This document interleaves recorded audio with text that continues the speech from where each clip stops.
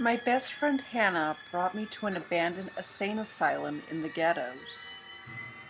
I really enjoyed myself and didn't exactly want to leave. Who would? This place was an urbexer's wet dream. I had gone into room 213, a padded cell. I kept the door wide open so I could hear Hannah calling for me.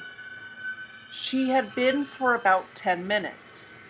Her boyfriend, Adrian, was here to pick us up. It was time to leave. I didn't like it, but I knew it. Something in my head told me to stay. I sighed. Her voice was sounding scared.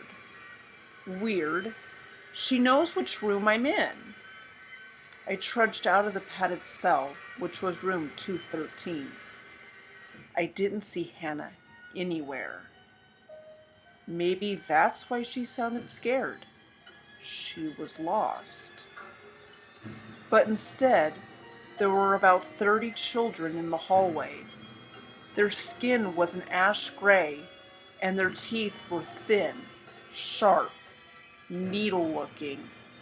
They all had beady yellow eyes. They stood there, smiling at me. Come play with us. I turned to go back into the padded cell. I belonged there. I was going crazy. Me and Hannah were alone in the asylum. I closed the door and pressed my back against the door, breathing hard. The kids didn't do shit, but fucking A. They sent chills down my spine. The walls were no longer padded. It was now a pastel yellow room. A bed sat in the far corner under a cross. Next to the bed was a window, an open window. The Jesus on the cross opened his mouth and began to scream. My eyes darted around the room. A woman in labor appeared on the bed, doctors and nurses all around her. I closed my eyes as she screamed. I didn't want to look at her and see my face on her head. I opened my eyes in time to see her baby being born. The head was long, its teeth long, thin, sharp, needle-like. Its eyes beady and yellow. It grinned at me from across the room. Its two arms came out and each clawed hand grabbed a thigh from the woman and pulled them apart, making the doctors and nurses scream. The woman was pulled in half. I heard a sound as if she had seams. The demonic-looking man hopped off the bed and killed the staff in the room. Then it sat like a cat on the room's floor, licking the blood from its mother and the staff off of its claws.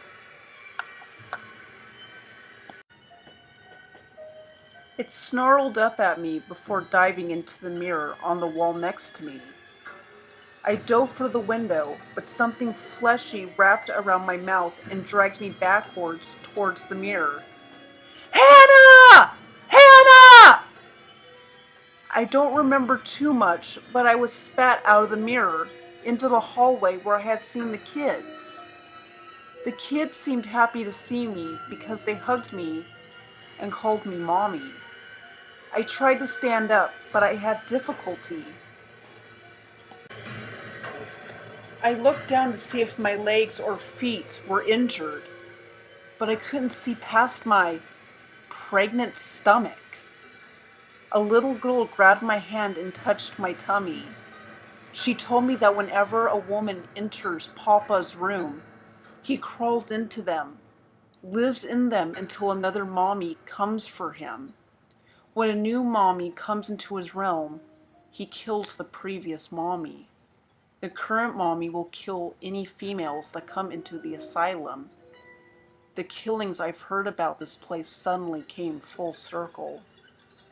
It wasn't a mysterious psycho hiding in the shadows of an abandoned asylum. just a scared woman trying to buy another day. That's when I saw Hannah looking for me down the hall. I had to kill her. I looked around for something that I could bash her fucking skull in with.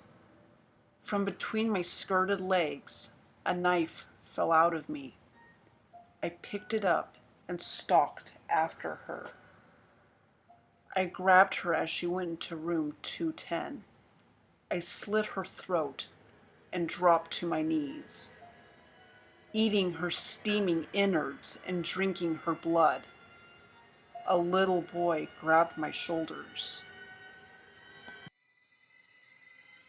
Feed Papa, Mommy.